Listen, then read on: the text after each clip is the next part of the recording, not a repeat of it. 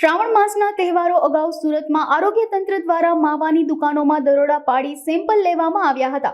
મળતી માહિતી મુજબ ભાગળ વિસ્તારમાં માવા બજારમાં આરોગ્ય વિભાગની ટીમ દ્વારા તપાસ કરવામાં આવી હતી, જેમાં અલગ અલગ માવાઓની 8 જેટલી દુકાનોમાંથી સેમ્પલ લઈ લેબોરેટરીએ મોકલવામાં આવ્યા છે, જેનો રિપોર્ટ 14 દિવસમાં આવશે। તેમજ પૃથ્થકરણની અંદર રિપોર્ટ નેગેટિવ દેખાશે તો જે તે વિક્રેતાની સામે આરોગ્ય વિભાગ દ્વારા કાર્યવાહી કરવામાં આવશે।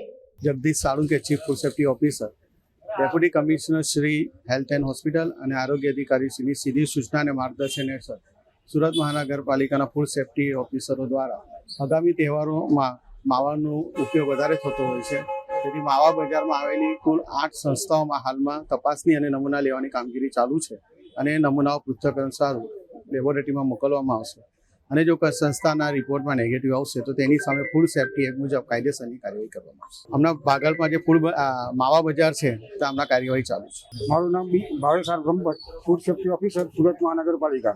માનનીય deputy commissioner Shri health and hospital અને આરોગ્ય અધિકારી શ્રી સાહેબના સીધા માર્ગદર્શન હેઠળ સુરત શહેરમાં માવાનું વેચાણ કરતી સંસ્થાઓની તપાસ કરી નમૂના લઈ અને પૃથ્થકરણ સારું લેબોરેટરીમાં મોકલી આપવામાં આવવાના છે। સમગ્ર શહેરમાં 8 જગ્યાએથી સેમ્પલો લેવામાં આવે છે। કેટલા દિવસમાં રિપોર્ટ આવશે અને શું કાર્યવાહી? 14 દિવસમાં રિપોર્ટ આવશે અને રિપોર્ટમાં કંઈ ખામી જણાશે તો ફૂડ સેફ્ટી એક્ટ અંતર્ગત તેની સામે કાર્યવાહી કરવામાં આવશે।